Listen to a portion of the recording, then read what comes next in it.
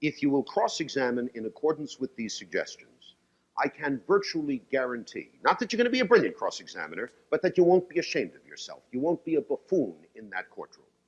Because I am so anxious that each of you be at least a reasonably effective cross-examiner, I withdraw my designation of these suggestions as suggestions. Instead, they are commandments. First commandment,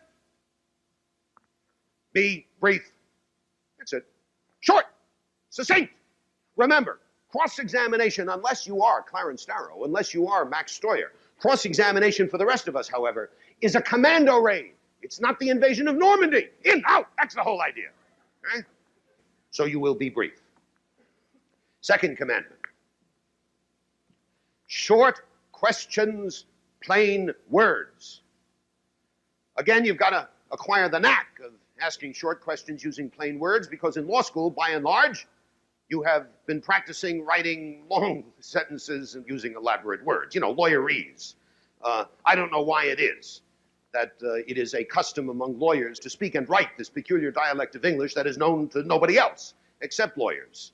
So you use short questions, plain words. Third commandment. On cross-examination, you will never, never, never ask anything but a leading question. You put words in the witness's mouth. That's the whole idea on cross-examination. That's how you control the witness. That's how you make it go where you want it to go. How often have I been sitting there in court when a lawyer on cross-examination stands up and says to a witness, "What happened next?" Oh, no, no! That's like saying to the witness, "Make a speech. Tell us anything you want." Only leading questions on cross, which brings us to the fourth commandment. You will, on cross-examination, ask only questions to which you already know the answer. I will permit you to ask a question to which you don't know the answer if you don't care what the answer is. But be awfully sure that you don't care what the answer is. Fifth commandment. The fifth commandment, ladies and gentlemen, is listen to the witness's answer. Sixth commandment. Don't quarrel with the witness. When you ask your question and you get your answer, and the answer is inconsistent with the rest of the evidence, contrary to the laws of the universe, patently impossible, what do? Sit down. That's the time to stop. Don't quarrel with the witness. Save it for summation. Because if you quarrel with him, what? He's going to get off the hook. He's going to realize he said something he shouldn't have said. He's going to explain it, and it just won't be as good as otherwise would have been. And in any event, it is unaesthetic to quarrel with the witness. Seventh commandment. Never, never, never permit the witness to repeat on cross-examination what he said on direct examination. Why? Well, because as every trial lawyer knows, there's a kind of informal or unwritten hierarchy of probative value. If the jury hears it once, they may or may not believe it. If they hear it twice, they'll probably believe it. If they hear it 3 times, they'll certainly believe it. And if it's in writing, nothing on this earth will persuade them that it's not true. So, on direct examination, they hear it once. The light was green. Says, what color was the light? Green. Are you sure? Yes. Tell the jury again. It was green. Were you wearing your glasses? Of course I was wearing my glasses. And what color was the light? Green. Do you realize you're under oath? I know I'm under oath. And the guy sits down. That's the cross-examination. What does he accomplish? The jury's heard it 5 times. That light is green to the end of eternity now. Right? Don't let the witness repeat. We move on to the 8th. The 8th commandment. Don't permit the witness to explain anything. Now remember, your cross-examination consists entirely and exclusively of leading questions. That's the 3rd commandment. So all the witness is being asked is yes, no, I don't know. Yes, no, I don't know. And you've got to be alert to that yes, but. Look, cut him off. You didn't ask him that. Now, of course, it's a ball game. Of course, there's another side. Of course, the other side will always have an opportunity on redirect to bring out the explanation.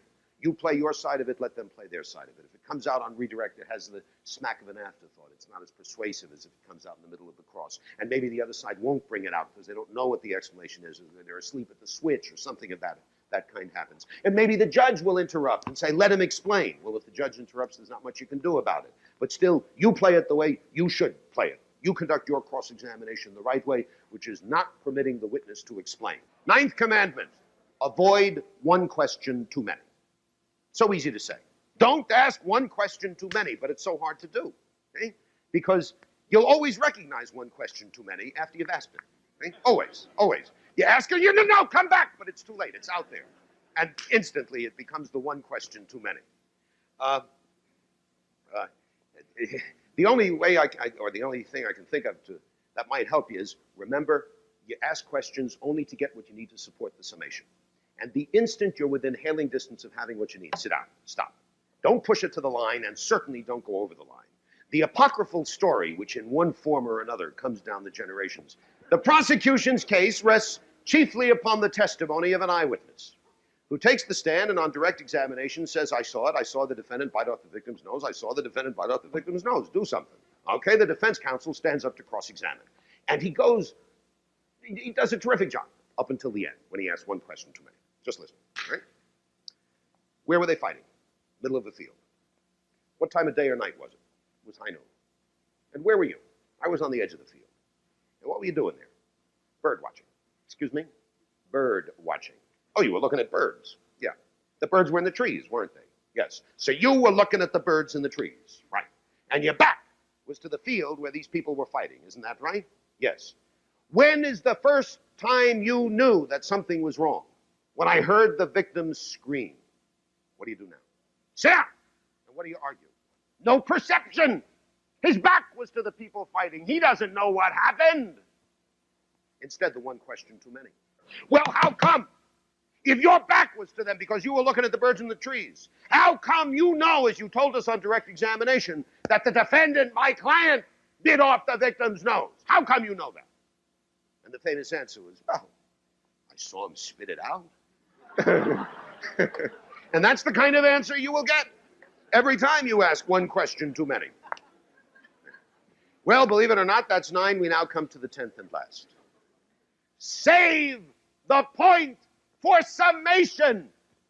It doesn't matter that the jury doesn't understand it while you're conducting the cross-examination. All the better that they don't understand it. You know why? You want them to remember. And what is the frame of mind best calculated to bring it about that the jury remembers? What? Unsatisfied curiosity. So long as in the summation you come back and satisfy their curiosity. You prepare, you prepare, you prepare. You concentrate with the zeal of a fanatic. You put everything else out of your mind, and you realize, after you analyze the case, that everything turns upon one witness. One witness who will be called by the other side. But if by a skillful cross-examination you can persuade the jury that that witness is not worth believing, you win. It's as easy as that. What kind of argument do you need? You need a simple argument, a tactful argument, an argument that respects the jury's intelligence. That argument is so subtle that as you stand there asking the questions in the courtroom, the jury is not going to understand that subtle argument, is not going to understand how clever you are being. And the temptation will be to extend the cross-examination so that the jury then and there understands what a bright boy or girl you are. Don't do it! Remember the 10th commandment.